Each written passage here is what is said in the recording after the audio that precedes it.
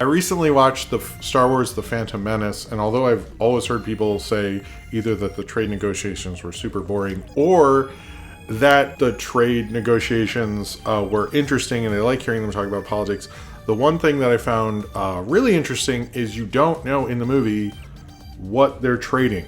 Like, they never go into it. I looked it up later. It's like plasma or whatever they use for starships, but it's like sort of, I didn't realize until this time, it's sort of a completely empty trade negotiation because it's more about the negotiations themselves than what they're negotiating. You don't see how that will inconvenience the people of Naboo.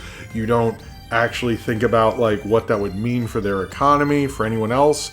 It makes sense because George Lucas was a guy who, like, you know, had major toy profit negotiations at the time, and so he's thinking more about winning the negotiations than what the negotiations means for that company.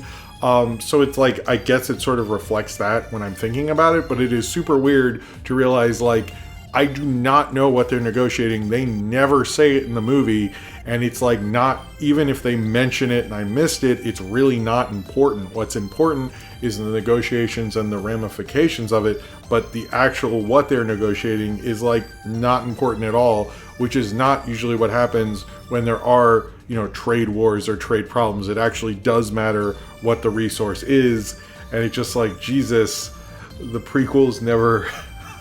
The prequels always find new ways to disappoint you, and it's taken me this long to realize it really doesn't matter what they're trading. It's just the negotiations that matter, and maybe that matters in the series of itself, but for the rest of us, trade negotiations have real economic consequences, and I guess if you're George Lucas, you're not really considering that at all.